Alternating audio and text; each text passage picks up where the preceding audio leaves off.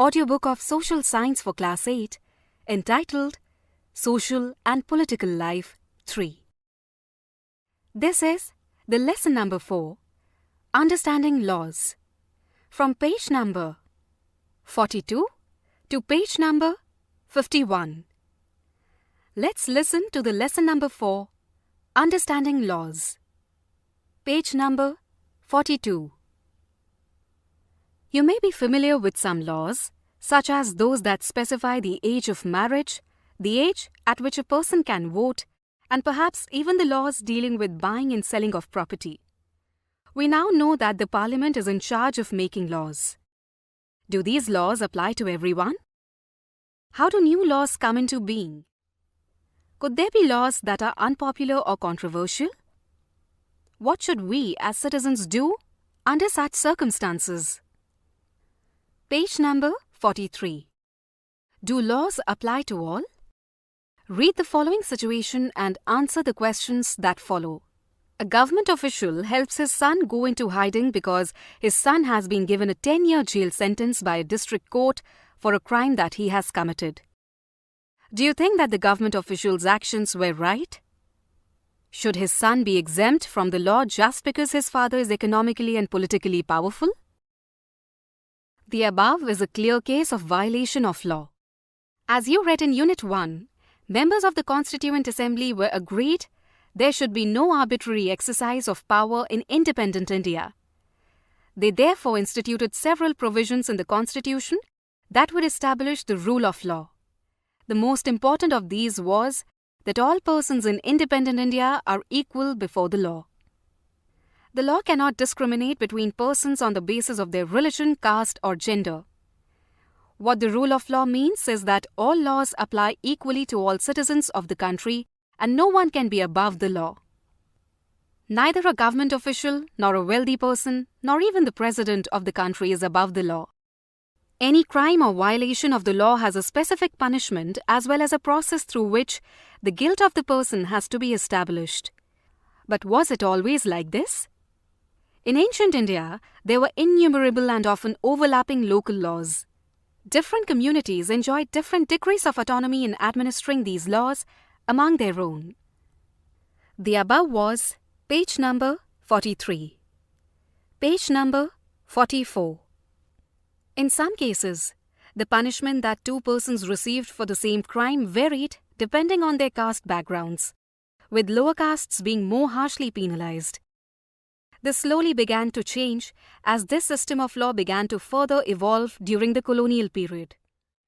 It is often believed that it was the British colonialists who introduced the rule of law in India. Historians have disputed this claim on several grounds, two of which include, first, that colonial law was arbitrary, and second, that the Indian nationalists played a prominent role in the development of the legal sphere in British India. One example of the arbitrariness that continued to exist as part of British law is the Sedition Act of 1870. The idea of sedition was very broadly understood within this act. Any person protesting or criticizing the British government could be arrested without due trial.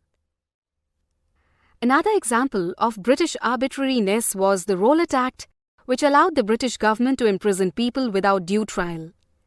Indian nationalists, including Mahatma Gandhi, were vehement in their opposition to the Rowlatt Bills. Despite the large number of protests, the Rowlatt Act came into effect on 10th of March 1990. In Punjab, protests against this act continued quite actively, and on April 10, two leaders of the movement, Dr. Satyapal and Dr. Saifuddin Kichliu, were arrested. To protest these arrests, a public meeting was held on 13th April at Jallianwala Bagh in Amritsar. General Dyer entered the park with his troops. They closed the only exit, and without giving any warning, General Dyer ordered the troops to fire. Several hundreds of people died in this gunfire, and many more were wounded, including women and children. This painting shows troops firing on the people during the Jallianwala Bagh massacre. Indian nationalists began protesting and criticizing this arbitrary use of authority by the British. They also began fighting for greater equality and wanted to change the idea of law from a set of rules that they were forced to obey to law as including ideas of justice. By the end of the 19th century, the Indian legal profession also began emerging and demanded respect in colonial courts. They began to use law to defend the legal rights of Indians. Indian judges also began to play a greater role in making decisions. Therefore, there were several ways in which Indians played a major role in the evolution of the rule of law during the colonial period. With the adoption of the Constitution, this document served as the foundation on which our representatives began making laws for the country. Every year, our representatives pass several new laws as well as amend existing ones. In your Class 6 book, you read about the Hindu Succession Amendment Act 2005. According to this new law, sons, daughters and their mothers can get an equal share of family property. Similarly, new laws have been enacted to control pollution and provide employment. How do people come to think and propose that a new law is necessary? You will read more about this in the next section. How do new laws come about? The Parliament has an important role in making laws. There are many ways through which this takes place, and it is often different groups in society that raise the need for a particular law. An important role of Parliament is to be sensitive to the problems faced by people. Let us read the following story to understand how issue of domestic violence was brought to the attention of Parliament and the process adopted for this issue to become law. The word arbitrary has been used earlier in this book, and you've read what the word means in glossary of chapter 1. The word sedition has been included in the glossary of this chapter. Read the glossary descriptions of both words and then answer the following questions. State one reason why you think the Sedition Act of 1870 was arbitrary. In what ways does the Sedition Act of 1870 contradict the rule of law? Domestic violence generally refers to the injury or harm or threat of injury or harm caused by an adult male, usually the husband, against his wife. Injury may be caused by physically beating up the woman or by emotionally abusing her. Abuse of the woman can also include verbal, sexual, and economic abuse. The Protection of Women from Domestic Violence Act 2005 extends the understanding of the term domestic to include all women who live or have lived together in a shared household, with the male member who is perpetrating the violence. The above was page number 45. Page number 46. Kusum and Shazia work for a women's organization. They remember the journey of how the Protection of Women from Domestic Violence Act got passed. October 2006. Shazia, did you read today's newspapers? Isn't it a great day for women? Not just women. Violence-free homes will benefit everyone. Kusum, it's taken such a long time to get this law passed. In fact, it began with establishing the need for a new law. April 1991. A typical day at their office. I need advice.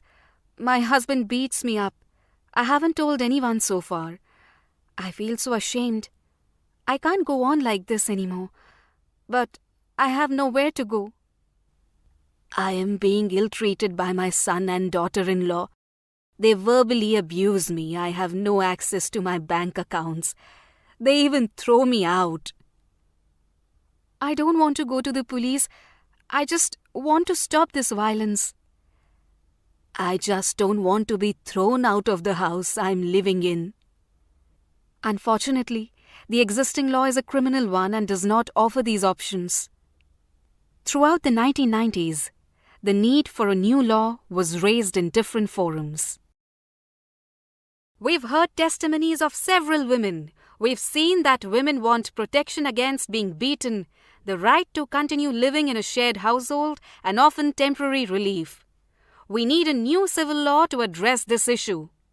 In 1999, Lawyers Collective, a group of lawyers, law students, and activists, after nationwide consultations, took the lead in drafting the Domestic Violence Prevention and Protection Bill. This draft bill was widely circulated. The definition of domestic violence should include physical, economical, sexual, and verbal emotional abuse. The law should cover any women living within a shared domestic space. They should be protected from being evicted from the shared household. What about some monetary relief? Page number 47. Meetings were held with different organizations. The women's movement want a new law on domestic violence. The government should introduce it in Parliament soon.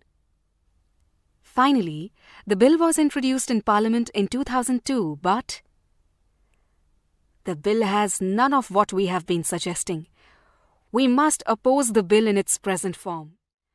Let's have a press conference. We could also start an online petition. Several women's organizations, National Commission for Women, made submissions to the Parliamentary Standing Committee. Esteemed members of the Parliamentary Standing Committee, the present bill must be changed. We do not agree with the definition of domestic violence being proposed. The law needs to provide for temporary custody of children. At a press conference in October 2006. What is this new law?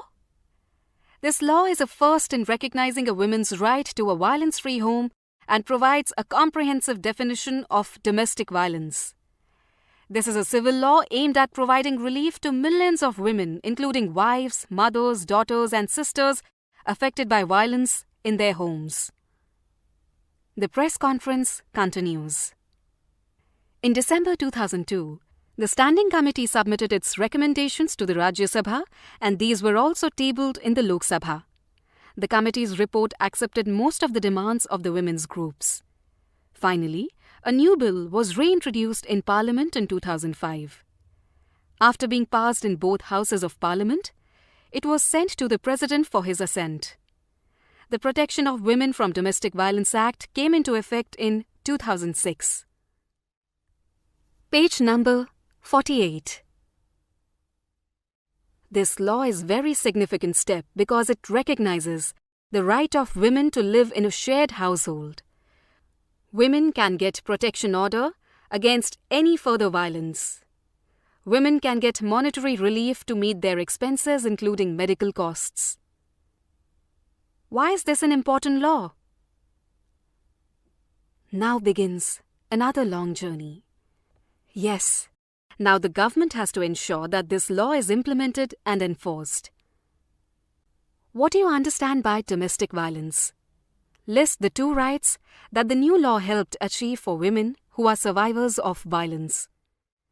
Can you list one process that was used to make more people aware of the need for this law? From the above storyboard, can you list 2 different ways in which people lobbied Parliament? In the following poster, what do you understand by the phrase, equal relationships are violence-free? Often women who face violence or are abused are seen as victims. But women struggle in several different ways to survive these situations. Therefore, it is more accurate to refer to them as survivors rather than victims. Page number 49. As the above example shows, the role of citizens is crucial in helping Parliament frame different concerns that people might have into laws. From establishing the need for a new law to its being passed, at every stage of the process the voice of the citizen is a crucial element. This voice can be heard through TV reports, newspaper editorials, radio broadcasts, local meetings, all of which help in making the work that Parliament does more accessible and transparent to the people. Unpopular and controversial laws. Let us now look at the situation where the Parliament passes laws that turn out to be very unpopular. Sometimes, a law can be constitutionally valid and hence legal, but it can continue to be unpopular and unacceptable to people because they feel that the intention behind it is unfair and harmful. Hence, the people might criticize this law, hold public meetings, write about it in newspapers, report to TV news channels, etc. In a democracy like ours, citizens can express their unwillingness to accept repressive laws framed by the Parliament. When a large number of people begin to feel that a wrong law has been passed, then there is pressure on the Parliament to change this. For example, various municipal laws on the use of space within municipal limits often make hawking and street vending illegal. No one will dispute the necessity for some rules to keep the public space open so that people can walk on the pavements easily. However, one also cannot deny that hawkers and vendors provide essential services cheaply and efficiently to the millions living in a large city. This is their means of livelihood. Hence, if the law favors one group and disregards the other, it will be controversial and lead to conflict. People who think that the law is not fair can approach the court to decide on the issue. The court has the power to modify or cancel laws if it finds that they don't adhere to the Constitution.